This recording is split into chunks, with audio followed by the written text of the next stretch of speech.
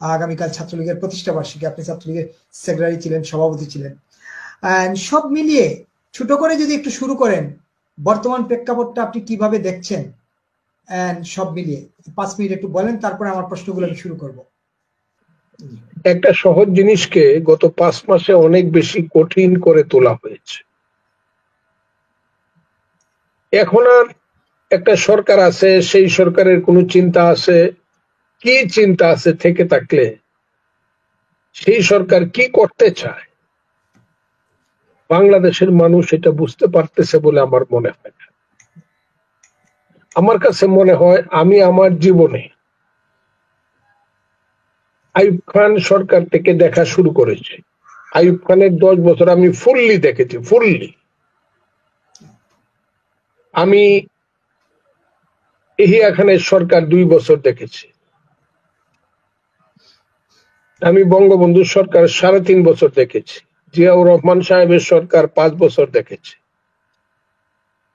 হোসেন মোহাম্মদ এরশাদের সরকার 8.5 বছর দেখেছি। খালেদা জিয়ার সরকার দেখেছি 2 বারে 10 বছর। শেখ হাসিনার সরকার দেখেছি 2 বারে 20 বছর, 4 বারে 20 বছর। ভালোই মন্দ মিলিয়ে এত অনিশ্চিত একটা অবস্থার মধ্যে একটা দেশ কোনো সময় পড়েছে, এই দেশটা পড়েছে বলে আমার মনে হয় নাই।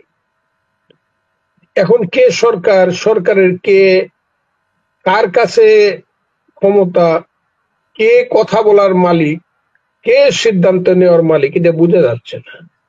যদিও কাগজে পত্র আমরা দেখতে পাই এবং আমরা মনে করেছিলাম এ টাওয়ারিং পার্সোনালিটি অফ বাংলাদেশ, অনেক উচ্চ একজন মানুষ বাংলাদেশের দায়িত্ব গ্রহণ করেছিলেন, যার নাম ডক্টর মোহাম্মদ ইউনূস। আমি তাকে বলছি 10 জন প্রধানমন্ত্রীর চেয়েও অনেক অনেক উচ্চতে। কিন্তু এখন আর উনার অবস্থাটা আমি বুঝতে পারতেছি না। উনি কি নিজে বন্দী, নাকি উনি কি বন্দী নাকি নিজেকে বন্দী করে রেখেছেন? উনি কি বুঝেন নাকি অন্যের বুঝে চলেন? আমার কাছে এটা কিন্তু খুবই দুর্ভাগ্যজনক মনে হয়। মাঝে মধ্যে উনি কি কথা বলেন, যখন কথা বলেন তখন মনে হয় খুব জটিল কথা, সহজ কথাটাকে খুব জটিল করে বলছেন। আবার যখন তার আশেপাশের আরেকজন মানুষ ছিল যাকে মনে করা হতো উনি এই অবস্থাতে বাংলাদেশের মন্ত্রিসভাটা গঠন করেছেন এবং সরকারের নেতৃত্ব নিয়েছেন, তার নাম আসিফ নজরুল, আমি তাকে কোথাও খুঁজে পাই না। অনেক সময় অনেকে বলে যে উনি ষড়যন্ত্রের এত গভীরে আছেন যে সব মানুষ তাকে খুঁজে পাবে না। আর যে 3 জন আছে ছাত্র রাজনীতি থেকে গিয়ে মন্ত্রী হয়েছে, যেটা খুব ভাগ্যবান। তারা চাইছিল এসিল্যান্ড একটা হইতে পারে কিনা, চাকরির কোটা চাইছিল, তারা একদম মন্ত্রী হয়ে গেছে 3 জনই। ভাগ্যবান ছেলেরা, সন্তানেরা আমাদের। তারা কখন কি বলে, আগে মনে করতাম তারা বোধহয় রাজনীতি জাইনে টাইনে করে, এখন তাদের কথাবার্তা শুনলে পরে মনে হয় এদেরকে যে কোনো ছাত্রলীগ বা ছাত্র দলে থানা লেভেলের বা জেলা লেভেলের যে কোনো একজন ভালো কর্মী এদেরকে রাজনীতি পড়াইতে পারবে। এরা কিভাবে এত উপরে আসলো, কারা আনলো, কারা এদের পিছনে মদত যোগাইছে, অবশ্য আমি কিছু বুঝি না তা না, এখন বুঝতে পারতেছি। আগে বুঝলে আর বাংলাদেশে এই কাজটা হইতো না। কেন এরকম হচ্ছে, কারা তাদের পিছনে আছে এবং তারা সকাল বিকাল রাত্র দুপুর কি চিন্তা করে এবং চিন্তা করে মানুষকে এত ভীত এবং সন্ত্রস্ত করেছে বাংলাদেশের মানুষকে, যেটা কল্পনা করা যায়। 31শে ডিসেম্বর কেন্দ্রিক মনে হচ্ছিল যে 1 জানুয়ারি থেকে এই দেশে গৃহযুদ্ধ শুরু, যেটা ছেলেরা আগেই ডিক্লারেশন দিয়েছিল। তাদের নেতা, তার নাম বোধহয় মাহফুজ আলম, সে আগেই বলেছিল এদেশে গৃহযুদ্ধ হবে। আমি ফজলুর রহমান, আমার বয়স 77 বছর। গৃহযুদ্ধ আমার কাছে অকল্পনীয় এবং আমি এটাকে নেগেট করি। বাঙালি জাতির মধ্যে আর গৃহযুদ্ধ হওয়া উচিত না।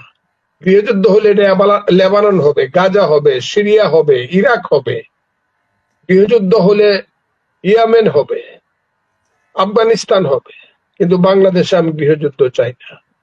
কিন্তু ছেলেরা যেদিকে যাচ্ছে, কেন যাচ্ছে, আমি সেই জিনিসটা আজকে আপনার প্রশ্নের উত্তর হয়তো বা কোনো জায়গায় বলতে পারবো। আমার কাছে জিনিসটা খুব দুর্ভাগ্যজনক মনে হয়।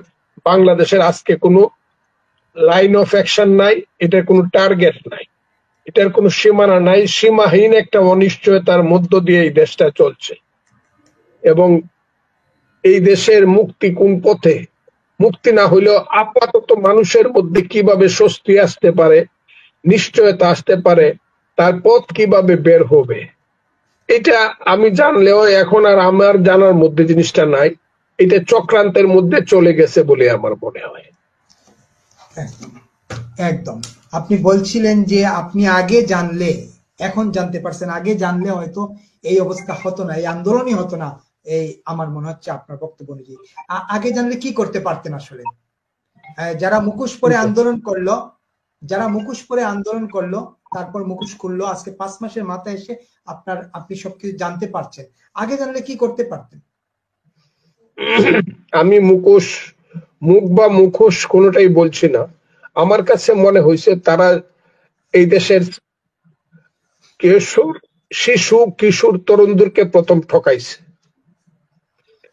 আর অভিজ্ঞ লোকজনদেরকে তারা ব্লাস্ট দিচ্ছে। আমার কাছে এখন এটা মনে হয়। তারা যেটাকে বিপ্লব বলতেছে, এখন প্রতি কথায় কথা নিজেরা বিপ্লব বলে, এবং 31শে ডিসেম্বর বিপ্লব করিয়া 72-এর সংবিধানকে কি বলছে, কবর দিয়ে দিব।